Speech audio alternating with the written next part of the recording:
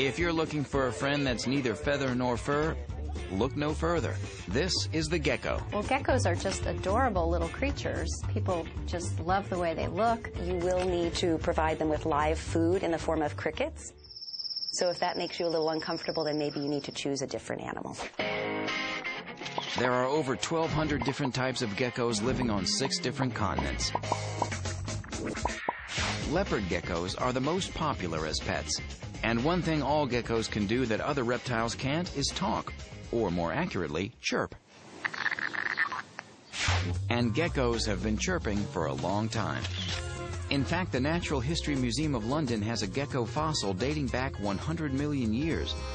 So it's not surprising humans and geckos have gotten along together for thousands of years. They're welcome in people's homes as a form of mosquito control. You hold a gecko in the palm of your hand. Try to avoid touching the head and tail. Geckos can climb just about anything with millions of micron-sized adhesive hairs on each toe that can stick to glass. The leopard gecko is one of the few geckos with eyelids.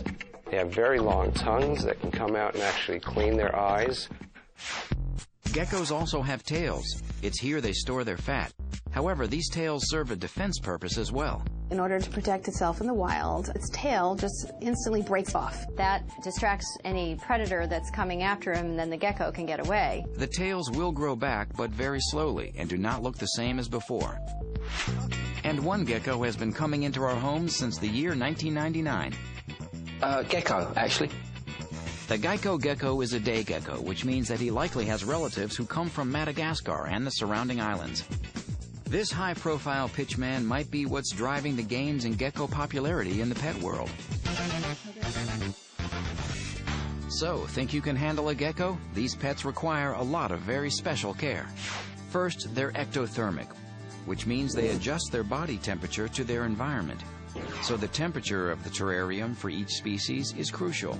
They need to have a temperature range in their tank from the high 80s and 90s in the basking zone down to the low 70s, which is their cool zones. Consult your vet about the proper setup for your gecko, from the material you line the terrarium with to the type of hiding place you provide.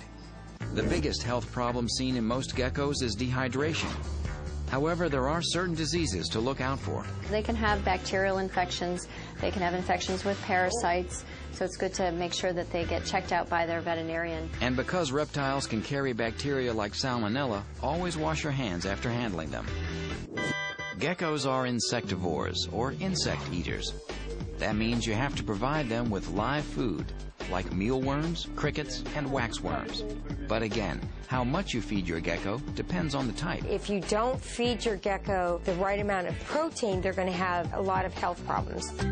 Geckos are not for the faint of heart or small children who might play too roughly with them.